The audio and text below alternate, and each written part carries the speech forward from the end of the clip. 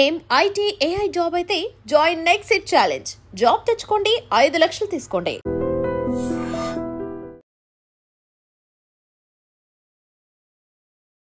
Welcome to iDream media. నేను Udayasri.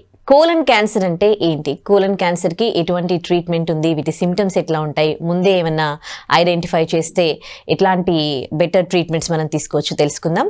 Doctor Hazrat అయ్య గారు మనతో ఉన్నారు, సర్జికల్ గ్యాస్ట్రోఎంట్రాలజిస్ట్. మాట్లాడదాం. నమస్తే అండి, వెల్కమ్ టు. నమస్తే అండి. సో క్యాన్సర్ అంటేనే సిమ్టమ్స్ ఉండవు, మనకి బయటపడేది ఎప్పుడో తెలీదు.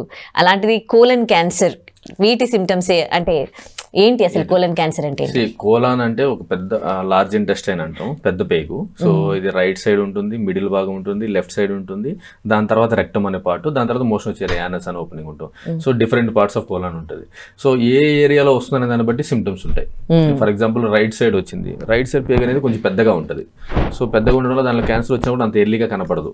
చాలా మంది ప్రజెంటేషన్ ఎలా ఉంటుందంటే మోషన్ నల్లగా రావడము, అది క్యాన్సర్ అనేది విరిగిపోయి కొంచెం చిన్న చిన్న పీసులు లాగా మోషన్ లో పోతుంటుంది అన్నట్లు.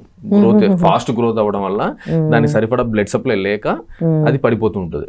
సో దానివల్ల బ్లడ్ అనేది మోషన్ లో బ్లాక్ కలర్ గా వచ్చే అవకాశాలు ఎక్కువ. ఓకే, మరీ ఎక్కువ బ్లీడింగ్ అవుతుంటే ఫ్రెష్ రెడ్ కలర్ బ్లడ్ వస్తుంది. సో వీళ్ళు ప్రజెంటేషన్ ఎక్కువ ఏంటంటే కొంచెం పని చేసినా అలిసిపోతున్నాను, ఈ కళ్ళంతా తెల్లగా బయటగా అయిపోతుంది, మొహం అంతా పేల్గా అయిపోతుంది, కొంచెం నడిచిన ఆయాసం రావడం, ఇవన్నీ ఉన్నాయని సిమ్టమ్స్ వస్తాయి. ఎందుకంటే బ్లీడింగ్ అవుతుండడం వల్ల అనీమియా ప్రజెంటేషన్ ఉంటుంది అన్నట్టు. సో వాళ్ళకి మనం కొలనోస్కోపీ అని టెస్ట్ చేస్తాం అన్నట్లు. కొలనోస్కోపీ అంటే మనం ఎండోస్కోపీ ఎలా చేస్తాం అట్లా మోషన్ ఏరియా అంతా చెక్ చేస్తాం అన్నట్లు. సో అలా చేసినప్పుడు మోస్ట్ ఆఫ్ ది పీపుల్ కి ఏంటంటే రైట్ సైడ్ లో గడ్డలాగా ఉండడం ఉంటుంది. సో దాన్ని మనం చిన్న పీస్ తీసి టెస్ట్ పంపిస్తాం ఆ టైంలోనే. సో క్యాన్సర్ ఉందా లేదా అని చెక్ చేయడానికి. అది రైట్ సైడ్. లెఫ్ట్ సైడ్ ఎలా ఉంటుంది, జనరల్ గా మూసుకుపోయే అవకాశాలు ఎక్కువ. లెఫ్ట్ సైడ్ ఇప్పుడు ఫర్ ఎగ్జాంపుల్ పేషెంట్ 4 రోజుల నుంచి మోషన్ రావట్లేదు, గ్యాస్ కూడా పాస్ అవ్వట్లేదు అని వస్తారు. ఓకే, అలాంటి వాళ్ళకి చూస్తే పొట్టంతా ఉబ్బిపోయి ఉంటుంది అన్నట్టు.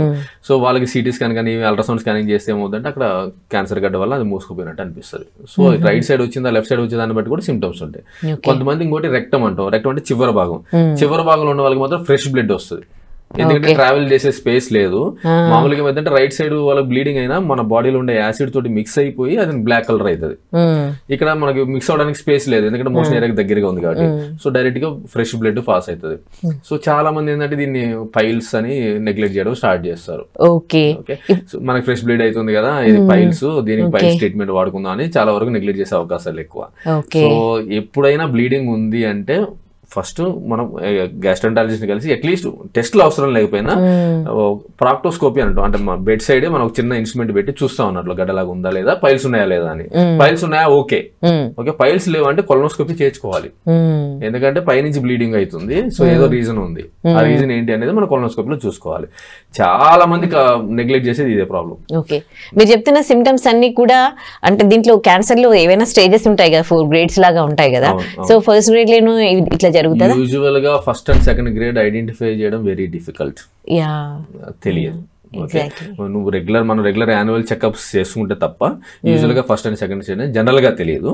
సో థర్డ్ స్టేజ్ యూజువల్ గా ప్రజెంటేషన్ అవుతారు. ఓకే, సెకండ్ లాస్ట్ స్టేజ్ కానీ థర్డ్ స్టేజ్ కానీ ప్రజెంట్ అవుతారు. ఎందుకంటే బ్లీడింగ్ అవ్వడం కానీ, లేదా బ్లాక్ అవ్వడం కానీ, లేదా కొంచెం వెయిట్ లాస్ అవ్వడము, ఆకలి లేకపోవడము, ఈ సిమ్టమ్ తో ప్రజెంట్ అవుతారు.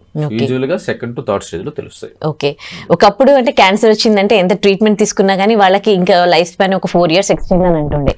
కానీ ఇప్పుడు మాత్రం చాలా టెక్నాలజీ వచ్చింది.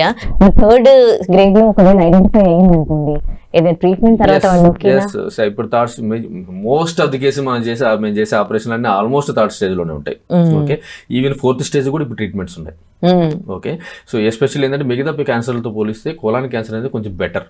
ఓకే, మనం ఇచ్చే కీమో మందులతో కానీ దీంతో కానీ రేడియేషన్ తో కానీ రెస్పాన్స్ అయ్యే అవకాశాలు ఎక్కువ. ఓకే, ఫర్ ఎగ్జాంపుల్ రెక్టమ్ అన్నాము కింద భాగంలో, దాంట్లో క్యాన్సర్ వచ్చిన వాళ్ళకి ఫస్ట్ మనం కీమో ఇస్తాం, కీమో అండ్ రేడియేషన్ ఇస్తాం. కీమో రేడియేషన్ తో అట్లీస్ట్ 30 to 40% పీపుల్ క్యాన్సర్ మొత్తం మాయమయ్యే అవకాశాలు కూడా ఎక్కువ ఇప్పుడున్న టెక్నాలజీతో. సో దాని తర్వాత మనం సర్జరీ చేస్తాం. సో ఆల్మోస్ట్ 90% పోయింది, రిమైనింగ్ 10% మనం సర్జరీతో తీసేస్తున్నాము. దాని తర్వాత మనం ఇంటెస్టైన్స్ తీసేసి జాయిన్ చేస్తున్నాం అన్నట్లు. కొంతమందికి సర్జరీ తర్వాత కూడా కీమోథెరపీ ఇస్తాము. ఏ స్టేజ్ లో ఉంది మనం తీసేసిందని మళ్ళీ టెస్ట్ పంపిస్తాం అన్నట్టు, బయాప్సీ అంటాం. సో దాంట్లో బయటికి ఎంత స్ప్రెడ్ అయ్యింది, లింఫ్ నోడ్స్ అంటాం, అవి ఏమన్నా ఇన్వాల్వ్ అయినాయా లేదా, వీటిలన్నిటి బేస్ చేసుకొని మనం ఎగ్జాక్ట్ స్టేజ్ అప్పుడు చెప్తాం. థర్డ్ స్టేజా, ఫోర్త్ స్టేజా, సెకండ్ స్టేజా అనేది. సో ఆ స్టేజ్ ని బట్టి మనం కీమోథెరపీ మళ్ళీ ఇవ్వాలన్నా లేదా 6 సైకిల్స్ ఇవ్వాలన్నా 8 సైకిల్స్ ఇవ్వాలన్నా అనేది తర్వాత డెసిషన్ అన్నట్లు. కొంతమందికి ఏమవుతుందంటే ముందే ఇచ్చేస్తాం అన్ని సైకిల్స్, టోటల్ నీ అర్జెంట్ అంటాం. అంటే కొంతమంది సర్జరీ అయిపోయిన తర్వాత అంతా అయిపోయిందని చెప్పేసి ఇంకా కీమోలు తీసుకోరు. మాకు సర్జరీ అయిపోయింది కదా, మొత్తం తీసేశారు కదా, అవసరం లేదు అని. సో దానికోసం ఏం చేస్తాం అంటే ఫస్ట్ కీమోథెరపీ మొత్తం కంప్లీట్ చేస్తాం అన్నట్లు. దీనివల్ల ఏముందంటే మన బ్లడ్ లో ఉన్న కొన్ని క్యాన్సర్ సెల్స్ ను కూడా ముందే డిస్ట్రాయ్ చేస్తున్నాం. సో మళ్ళీ మిగతా భాగాలకు స్ప్రెడ్ అయ్యి మళ్ళీ వచ్చే అవకాశాలు బాగా తక్కువ అయితే. ఓకే, ఇప్పుడు కోలాన్ క్యాన్సర్ ఆపరేట్ చేసిన వాళ్ళు 10 years 15 years బాగున్న వాళ్ళు కూడా ఉన్నారు. ఓకే, సో ఇంతకు ముందులాగా క్యాన్సర్ రాగానే అయిపోయింది ఇంకా లైఫ్ అయిపోయింది అని లేదు. చాలా సఫర్ అవుతారా ఈ ట్రీట్మెంట్ లో పేషెంట్? రేడియోథెరపీ వల్ల కొంతమందికి ఇబ్బంది ఉంటుంది. బట్ ఇంతకు ముందు రేడియోథెరపీ అంటే మొత్తం బాడీకి ఇచ్చేలాగా ఉండేదాన్ని. ఒక ఏరియా, ఎంత ఏరియా పొట్ట అంటే పొట్ట మొత్తానికి ఇచ్చేవాళ్ళు. ఇప్పుడు ఏంటంటే చాలా మోడిఫికేషన్స్ వచ్చినాయి. ఓకే, ఓన్లీ ట్యూమర్ ని టార్గెట్ చేసే రేడియేషన్ థెరపీ కూడా ఉంది. ఓకే, సో దానివల్ల మిగతా ఉండే ఆర్గాన్స్ మీద ఏమీ ప్రెషర్ పడదు. ఫర్ ఎగ్జాంపుల్ స్మాల్ అంటే చిన్న పేగుల మీద కానీ మిగతా పేగుల మీద కానీ ఎక్కడ ఇబ్బంది పడదు. సో ఓన్లీ ఆ టార్గెట్ ఒకటే టార్గెట్ చేసుకుని మనకి రేడియేషన్ ఇవ్వచ్చు అన్నట్లు. అప్పటితో పోలిసి ఇప్పుడు చాలా బెటర్. క్యాన్సర్ కి వ్యాక్సినేషన్స్ కూడా అంటే కొంచెం మెచ్యూర్ కాకముందు అమ్మాయిలకి బ్రెస్ట్ క్యాన్సర్ కి, సర్వైకల్ క్యాన్సర్ కి వ్యాక్సినేషన్ వచ్చింది. మరి ఇప్పుడు కోలాన్ క్యాన్సర్స్ కి అలా లేదు. ఓన్లీ థింగ్ ఏంటంటే ఫ్యామిలీ హిస్టరీ ఉండుంటే అట్లీస్ట్ ఒక 10 years, అంటే ఇప్పుడు ఫర్ ఎగ్జాంపుల్ మదర్ ఫాదర్ కి కానీ కోలాన్ క్యాన్సర్ ఒక 45 years ఏజ్ గ్రూప్ లో తెలిసింది అనుకోండి, అట్లీస్ట్ 35 years ఏజ్ గ్రూప్ లో 10 years బిఫోరే మనం కింద పిల్లలకి కొలనోస్కోపీ అనేది చేయించాలి. సో ఒక 10 years ముందు చేస్తే ఏంటంటే ఎర్లీ స్టేజ్ లో బయటపడే అవకాశాలు ఎక్కువ. అంటే 10 years ముందంటే ఫర్ ఎగ్జాంపుల్ 50 పేరెంటింగ్ 50 years అప్పుడు కోలాన్ క్యాన్సర్ వచ్చింది. సో బాబుకి 40 years వచ్చినప్పటికీ మనం కొలనోస్కోపీ చెక్ చేయడం బెటర్. ఒక 10 years ముందే మనం, అంటే 50 years లో వచ్చింది కాబట్టి దీనికి కూడా వచ్చే అవకాశాలు ఎక్కువ కాబట్టి అట్లీస్ట్ ఒక 10 years ముందే మనం కొలనోస్కోపీ అనేది చేయించాలి. రెండోది ఏంటంటే 50 years ఏజ్ కన్నా ముందు వచ్చింది అంటే ఫ్యామిలీ హిస్టరీ ఛాన్సెస్ చాలా ఎక్కువ. ఓకే, సో వాళ్ళకి ఏంటంటే జెనెటిక్ టెస్టింగ్ కూడా చేస్తాం ఆ ట్యూమర్ మీద, పేషెంట్ మీద. ఏ జీన్ అయితే పాజిటివ్ ఉందో ఆ జీన్ ని పిల్లల్లో కూడా చెక్ చేస్తాం. ఆ పిల్లల్లో కూడా అదే ఆ జీన్ పాజిటివ్ ఉందనుకోండి, కోలాన్ క్యాన్సర్ వచ్చే అవకాశాలు చాలా చాలా ఎక్కువ. వాళ్ళకి ఏంటంటే ప్రొఫిలాక్టిక్ గా కూడా కొంతమందికి సర్జరీ చేసుకోమని చెప్తాం. లేదు అంటే ఎవ్రీ ఇయర్ కొలనోస్కోపీ టెస్టింగ్ చేసుకుంటూ ఉండాలి. సో ఎర్లీ స్టేజ్ లో తెలిస్తే మనకి ఏంటంటే ఈ కొలనోస్కోపీ ద్వారానే మన పాలిప్స్ అంటాం చిన్న చిన్న స్టార్ట్ అవడం, కొలనోస్కోపీ తీసేయచ్చు, సర్జరీ కూడా అవసరం లేదు, ఎర్లీ స్టేజ్ తీసేయచ్చు అన్నమాట. అలా కాకుండా నెగ్లెక్ట్ చేస్తే ఏమవుతుంటే అది క్యాన్సర్ లాగా మారితే మాత్రం మనం కంపల్సరీ సర్జరీ చేసుకోవాల్సి వస్తుంది. ఓకే, మీరు అన్నారుగా టెస్ట్లు ఎన్ని ఇయర్స్ కి ఒకసారి చేయించుకోవాలి, ఏ ఏజ్ తర్వాత చేయించుకోవాలి? ఫ్యామిలీ హిస్టరీ జనరల్ గా any population, normal population 45 years age group దాటిందంటే ఒకసారి కొలనోస్కోపీ చేయించుకోవాలి. దాని తర్వాత 3 years or 5 years once check చేయించుకోవాలి. ఓకే, అదే ఫ్యామిలీ హిస్టరీ ఉన్న వాళ్ళైతే మాత్రం అదే చెప్పినాను కదా, ఏ ఏజ్ అయితే వచ్చిందో 10 years ముందే కొలనోస్కోపీ చేయించాలి, అప్పటి నుంచి ఇయర్లీ చేయించుకోవాలి. ఓకే, ఒకసారి సర్జరీ అయిపోయినాక ఎట్లాంటి ఫాలో అప్ లో ఉండాలి పేషెంట్? సర్జరీలు మనం ఓపెన్ సర్జరీ ఉంటుంది, లాప్రోస్కోపీ సర్జరీ ఉంటుంది, రోబోటిక్ సర్జరీ ఉంటుంది. ఓకే, 3 రకాలు. Okay, laparoscopy, robotic both are same. అంటే మినిమల్ ఎక్స్ అంటే చిన్న చిన్న హోల్స్ పెట్టేసి మనం పేగినంత ఏదైతే క్యాన్సర్ ఉందో భాగం అంతా తీసేసి జాయిన్ చేసేస్తాం. ఓపెన్ అంటే కట్ చేయాల్సిన అవకాశం ఉంది. ఓకే, సో ఈ లాప్రోస్కోపీ చేసిన దానికి యూజువల్ గా మనం 4 to 5 days లో మనం డిశ్చార్జ్ చేస్తాం పేషెంట్ ని. ఓకే, డిశ్చార్జ్ అయిపోయిన తర్వాత మనకు బయాప్సీ రిపోర్ట్ అవి రావడానికి యూజువల్ గా ఒక 5 to 7 days టైం పడుతుంది.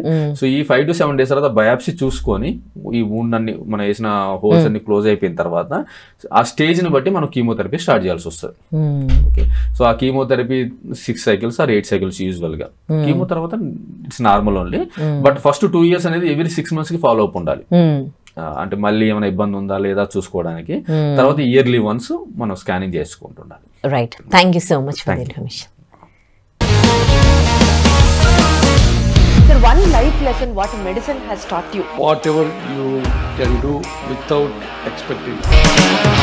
బట్ ఐ రియలీ బిలీవ్ మన పాజిటివ్ యాటిట్యూడ్ ఉంటేనే మనం ఏదైనా సాధించగలం. గట్ని మనం కరెక్ట్ గా డీల్ చేసినట్లయితే అది మనకి పాజిటివ్ హార్మోన్స్ ని రిలీజ్ చేస్తుంది. షుగర్ వచ్చిన వాళ్ళ పరిస్థితి ఏంటి? పొట్ట దగ్గర పెరిగితే దాన్ని ఆండ్రాయిడ్ అంటారు, ఆండ్రాయిడ్ ఫోన్ కదా. అసలు థాట్స్ ఎందుకు వస్తాయి? బ్రెయిన్ డెడ్ అంటే దానికి ప్రపంచం అంతా కూడా కొన్ని నిర్దిష్టమైనటువంటి లక్షణాలు.